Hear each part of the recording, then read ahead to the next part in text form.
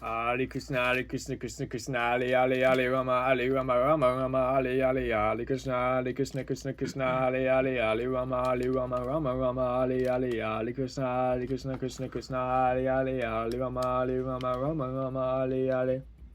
Very well put, my good man. You know, there's nothing like setting the tone for an upcoming talk with the ancient wisdom of chants. Yeah. You know, that is, chants are just another method for connecting to the divine. You know what the Bhagavad Gita says about the Hare Krishna chant?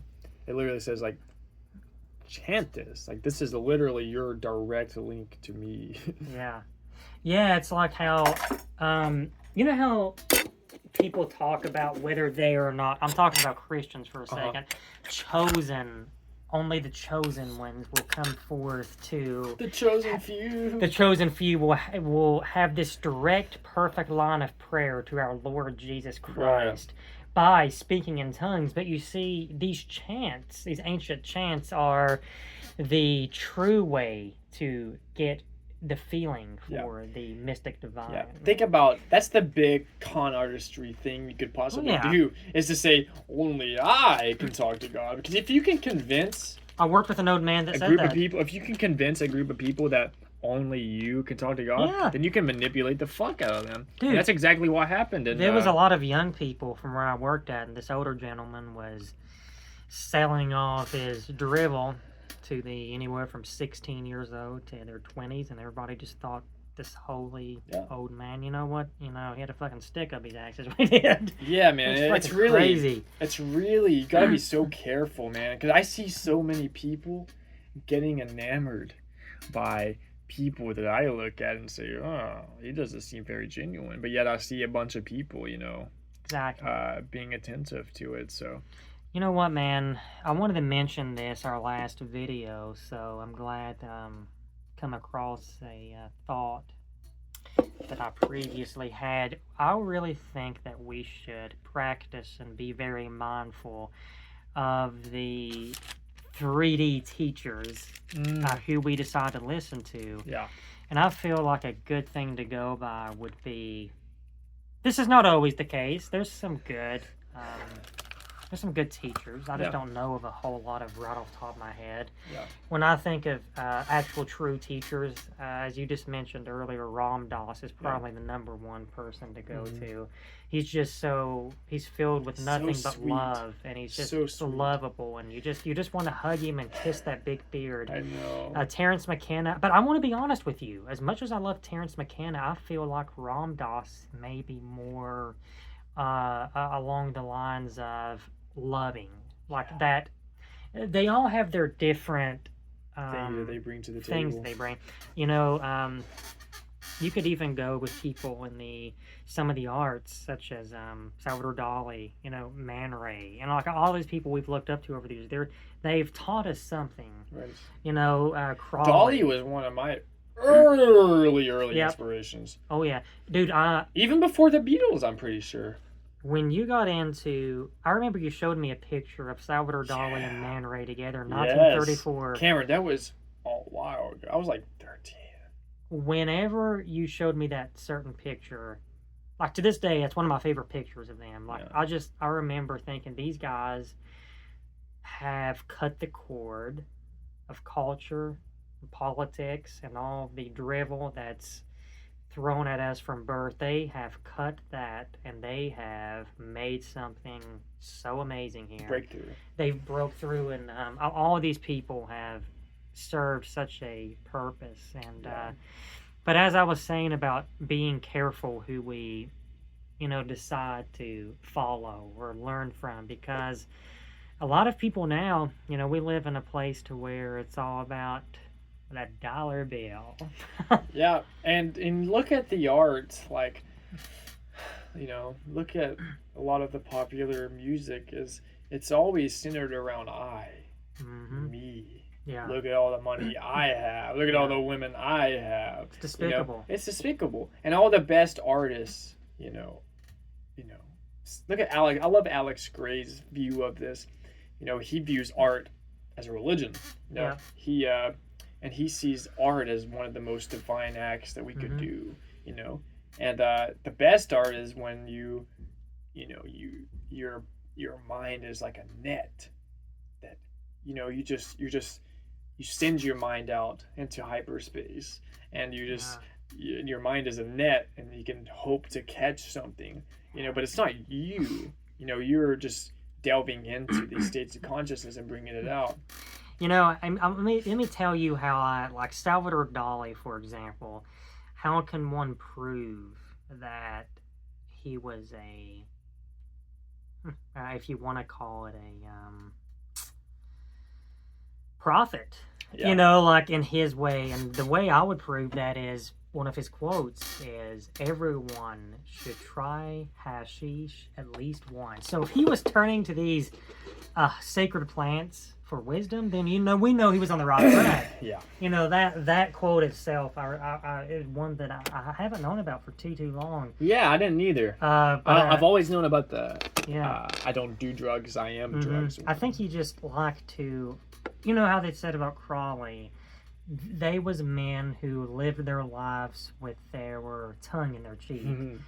Their goal is to, whatever somebody may think this is reality, they love to fuck with that idea. Exactly. That should be really what we should fuck with our own ideas. Like, what do we believe? Anybody that thinks they have a grasp on this universe needs to be shown otherwise, because you don't.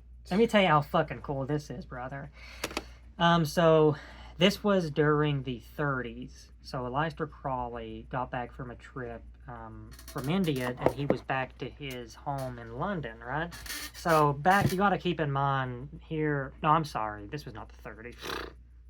30s is when he was almost dead. This was the teens, yeah. Sometimes I get the years of him and Dolly mixed up. Right. But anyway, this was just early 1900s, maybe the 19 teens. But yeah, he got back from India, and you could only imagine what some uptight people was back in that. In England, London people are known for being very blunt, uptight. And here he did fucking walk around the streets with a fucking turban on, one of those gown things they wore. And people was just looking at him like he didn't stop wearing that India outfit that they wore. He said he talked about it in his last writings. Diary. What was that called? Diary of a Dauphin? One of those. I can't remember. One of those. Oh, the Confessions. Okay. In his Confessions book, he talked about wearing that just to throw something unusual in. Why are you guys all dressed like this? I'm just going to do something. Testing what so-called reality is. Exactly. I remember, we used to always want to bring forth something different to the table, even being a very young age, early teenager. I remember a guy that was close to us that one time, he said that he would like to do the same thing, but he didn't want to look too out of place. Yeah, and I remember how mind-blowing that was. Yeah. What do you mean? Why do you want to be like anyone else? We live in a place now where, you might look back at Crawley's time and think, I wish it was like that now, because you know what? Men walking around in three-piece suits, smoking cigars and top hats seem far more exciting than fucking ball caps and vapes, tobacco vapes or whatever, like the garbage, It really just depends, and as far as this dimension is concerned, it seems to be getting worse and worse, whether it's with politics, a lot of the garbage people's having to go through. What I'm going to say, I've said this before, and, we agree, upon this idea, but we need to realize if we can just really spread what's really real, whether it's from these plants or these great teachers that these plants, they have a message. They do have a message. They definitely have a message, which is very interesting. If you're wanting to have a great time and you're just wanting to party, I would suggest that stuff such as cannabis and kratom. I mean, I'm not saying you can't have good times on it, because we do. Oh yeah. But that's not the point of these plants. They're not. to distract you, because in fact what really happens is they will shove this right into your face and force you to examine, what's the important message here. Because dude, culture is provisional. It's provided. Yeah. It's provisional. It was already here before you were born. You know? Exactly. Yeah. And as you grow older, you start to see, oh wow, not only is it provisional, but it has been very carefully constructed. That's it, man. Carefully. Yeah. Culture has been very carefully constructed. To why, though? Maybe not to manipulate. To manipulate us. To control, you know? Yeah. So our culture, I've struggled with this a little bit. The idea that you can have spiritual experiences on so-called drugs. Yeah. Like, that is such a foreign notion to people that are Christian, for example. For sure. And so the idea is that culture is not your friend, and culture is provisional, and we need to break away from that and return to more basic, I know for a fact type things, like McKenna called them first principles. We need to return to first principles. What are first principles, you may ask? Your body. Your own mind. Nature. Everything that you experience firsthand. Your trips, your sexual experiences, your walks in the woods, your strange musings about mysticism in the universe, not anybody else's. I love that you said that, man, because Terrence McKenna also talks about, and there's just so much you can learn from these great individuals. I forgot what I was going to say, my good man. It'll come back to me if you want to add something, because I was going to say something good and I got sidetracked. Yeah. I love Aldous Huxley. I've never really read a complete book by him, but he was so... Some of his quotes has really gave me so much inspiration. Do you know about his book called The Brave New World? I've heard of that, for sure. Have you also heard of 1984? A book? I don't think so. That's another one that's similar. It was not written by Huxley. Huxley wrote Brave New World, and it was a book that was placed in a dystopian society.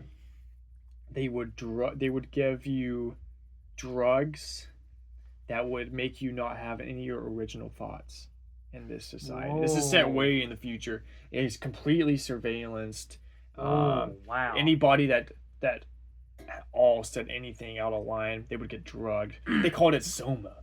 In the book, the drug that the state would give individuals for, veering outside of the cultural conditions, they would get drugged with soma. Well, which is that's interesting. very scary. Soma is what the name was for the Hindu sacrament.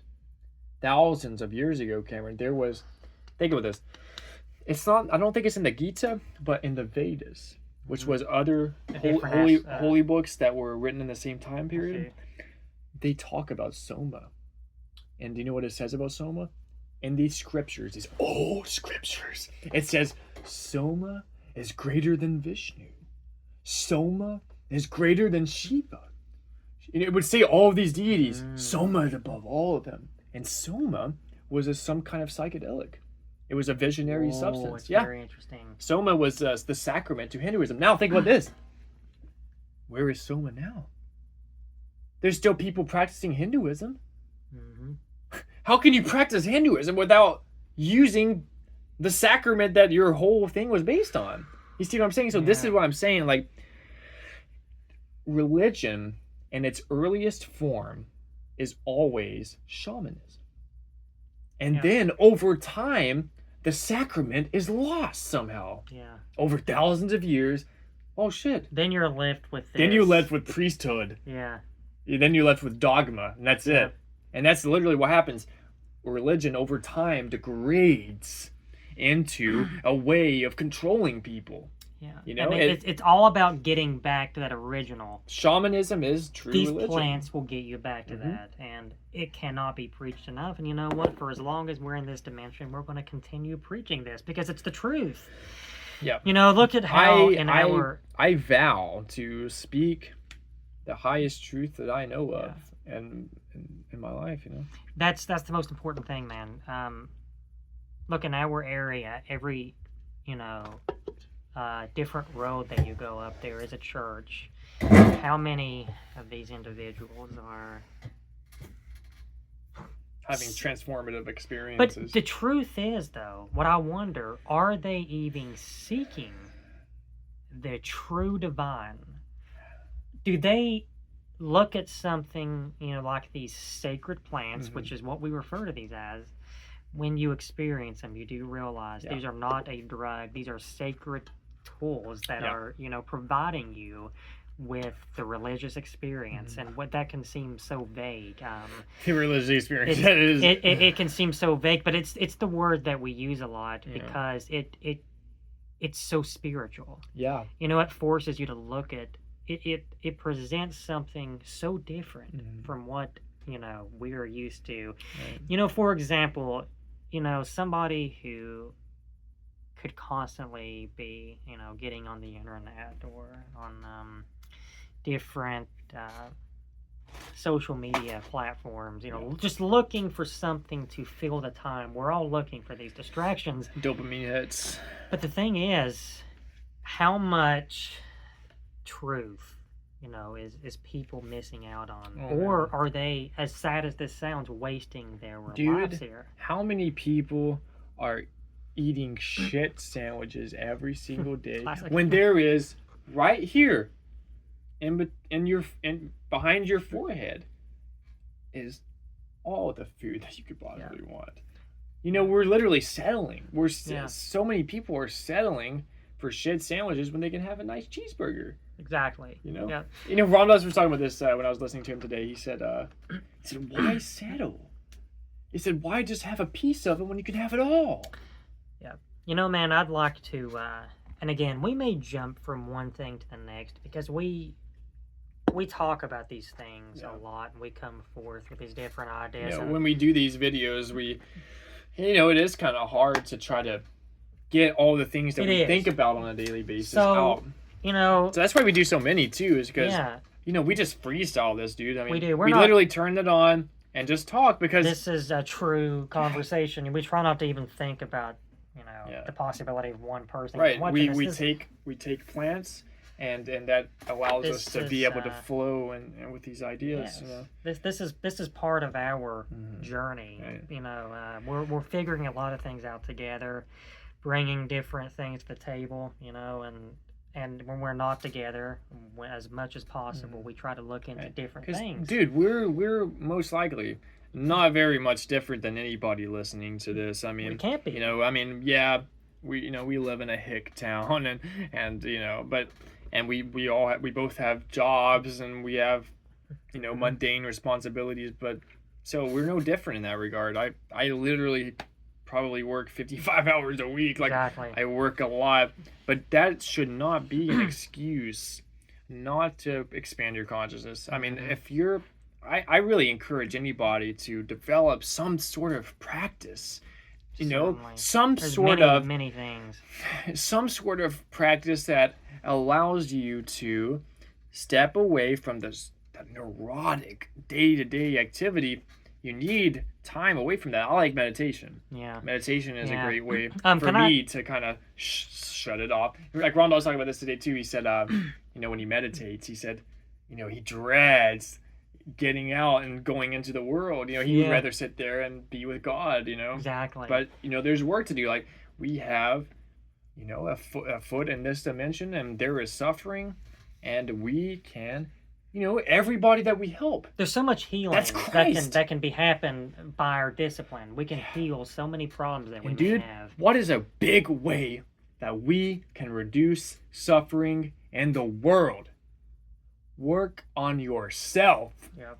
Work on your own consciousness. If you want the world to be better, don't go around fucking pointing your finger. You work on yourself. Exactly. And you know, like Gandhi said, your life is your message, not your Yeah. fucking words. Exactly. You know what, man? This is the whole point. And you know what? It should be enjoyable to do this kind of work. It's the most enjoyable thing. It's, you know, anybody who's into just say watching mystery crime shows. I don't know. Oh, this is the biggest mystery. Hey, come join us with this walk of the biggest mystery that man can possibly dream of. This is what I think is so cool about the way we are approaching this, and other people like McKenna and that approach things like this is like, we're not saying come join our specific little dogma and our little cult. Exactly. You know, we're saying join us to help us figure out what the fuck this is. Oh, it's so true. We are living in an insane dimension, dude. This is the way I've got it figured anyway. I mean, other people may have different experiences with these plants, but it isn't like the plants, at least with the ones that I've done, come forth with 100% the fact of where we came from, where we're going, but they are pointing at something. At the mystery. They're pointing at the mystery, providing little hints, and it's up to us ultimately to solve this puzzle. Right. It can be scary. It can be,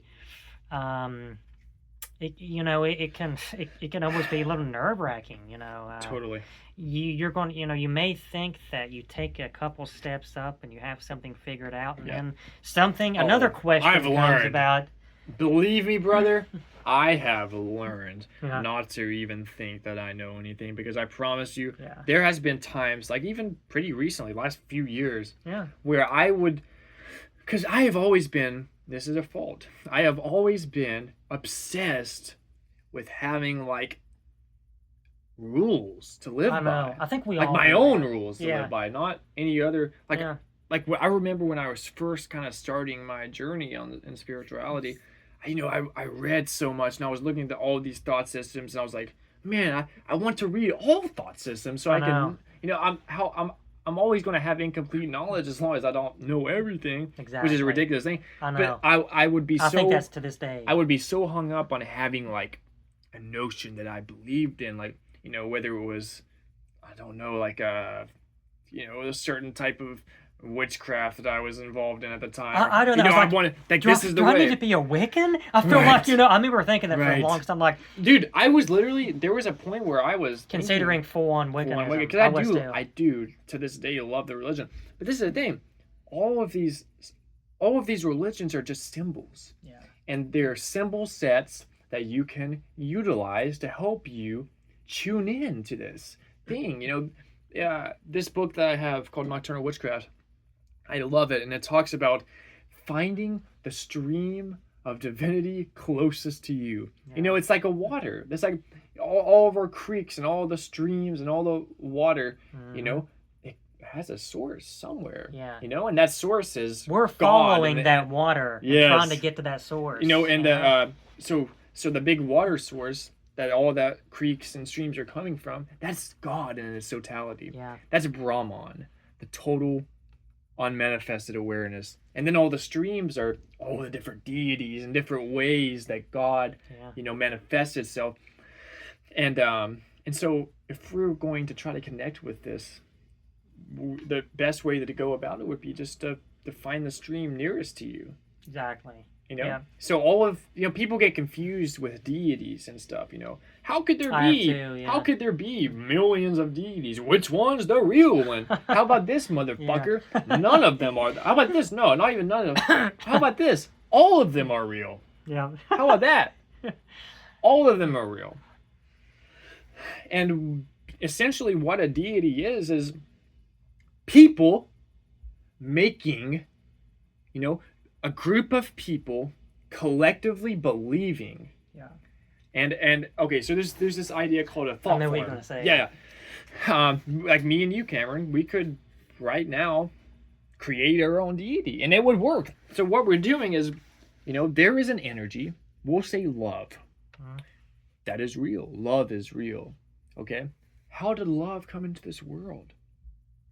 Who knows? I mean, we could say that, love came from whatever the source of life was. Okay.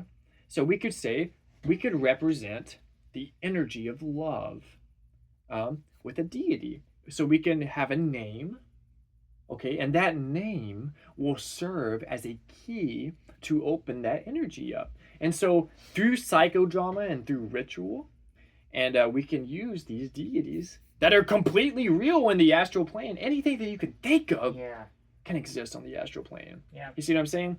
So we're literally utilizing this trick to help us connect with divinity. You know what Krishna says in the Bhagavad Gita? Krishna says, "I will honor anyone who is earnestly seeking me. I don't care what kind of deity they represent. You know, I will answer them."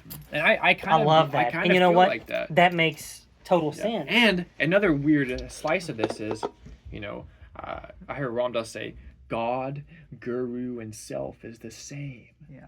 So think about Maharaji, okay? Mm-hmm. So that was the same as Ram Dass. I was thinking about it. But yet they're doing this teacher student trip, yeah. but deep down they are the same. Yeah. And so is God. Literally, we are literally God. You know. So, you know, also in the Bhagavad Gita, I'm using the Hindu cosmology as kind of an example, okay, to kind of ground us. In that cosmology, Krishna says, "You are all living in my body. This universe is my body."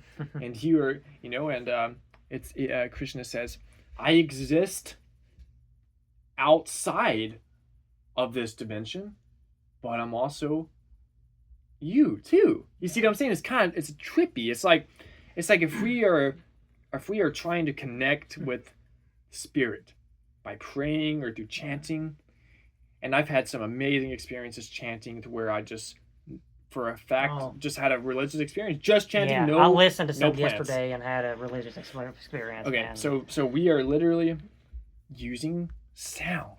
Yeah. Because what I like to do, I like to chant, and then I like to visualize in my mind all of this divine energy just coming into my aura. Like, so this is important. Like, it's like putting a cup of water in the sink, turning it on, and say you have, like, I don't know, a little chocolate milk at the bottom of your cup, you know, and eventually the water will keep coming up, and it'll just keep overflowing until it's nothing but new water. Yeah. And that's kind of an aspect of ritual. Yeah. And I love doing deity work because you can literally connect with God this way and bring all this energy into your aura, just like that cup, and cleanse all that bullshit, mundane purification things. ceremony. Purification ceremony. Yep. And we need that. And there's a lot of ways you can go about that as well. Yes. I feel that the last couple of days I had some purification, man. Yeah. Just by visualizing, you know, different things, cleansing. You know, and I've done this while listening to, correct me if I'm saying this wrong, the Lotus Sutra. Lotus Sutra. And with doing that, and listening to that chant, this ancient, and you know, I read about it, and they talked about that actually being used for helping people with trauma, just say, for example, mental health problems, you know, even some physical problems. Talk about a synchronicity, brother. Mm-hmm. A big synchronicity that I had was when I discovered the Hare Krishna chant. Because did you like recognize it? It was so weird because I had, like, I don't quite remember how it went down, but it was something like this. It was like, I think I had come across a picture of Krishna that I was attracted to. I was like, oh, that's really cool. It's pretty trippy, you know. This was I took a before. screenshot of it. Yeah, this is before I even had the Gita. Or, Let's see. You know, my knowledge of Hinduism before I had the Gita was pretty limited, you know. Yeah. I knew more about Buddhism than I did about Hinduism. And Buddhism and Hinduism are very similar, you know, but I don't want to get off topic here. Yeah, but the synchronicity with the Hare Krishna chant. I found like a picture of Krishna, and I took a screenshot of it, and then like I kind of had Krishna in my mind, and then I came across, I was listening to an old Joe Rogan episode. He brought it up. And Duncan Trussell started doing the Hare Krishna chant. And I was like, wow. I was like, that seems kind of easy. Yeah. You know, and this is a way that I can connect with God. And I tried it. Cameron, I think the first time I ever chanted it was on my break at work. This was like a year ago or fucking 8 months ago, whatever. Mm. And I literally went on break and I sit behind the dumpsters there and sit down on the grass and I smoked a little bit of cannabis and I just started chanting Hare Krishna. And I just literally for like 15 minutes. That's all I did was Is that chant. when you got extremely high? Oh my God. I started dying laughing. I felt just the presence of this pure love consciousness, And I was like, wow, like, dude, there's something to it. Like, there's something to surrendering. Yeah. When it's like the more you resist, the more you're going to fail, the more the universe is going to chew you up. It's almost as if when you surrender and you hurl yourself into the abyss, you find out that it's a feather bed. Yeah, I love that. That is the shamanic dance under the waterfall. Oh, fuck yeah, I love that, dude. That's beautiful, man. Yeah. I had a similar experience last night, actually. But the chant literally did seem to do something that I never had any other way. These different I do it every day, man. Approaches that you can go to. You know what? Everybody talks about, a lot of people do, this particular certain way that somebody needs to meditate. There was a person I used to work with, and for a certain amount of time, like, she almost like turned me against meditation. Dude, And you know what? I said to myself, okay, if I'm gonna go into this, I'm gonna go down this road of, trying to become free. Yeah. To become, to learn the enlightenment. I'm not going to use meditation, even though I do use a meditation now, but I feel like it's unorthodox for compared to what a lot of people do it with, because I may use meditation instead of having the complete silence that I will get on a plant, whether it's kratom or cannabis or kava. Yeah.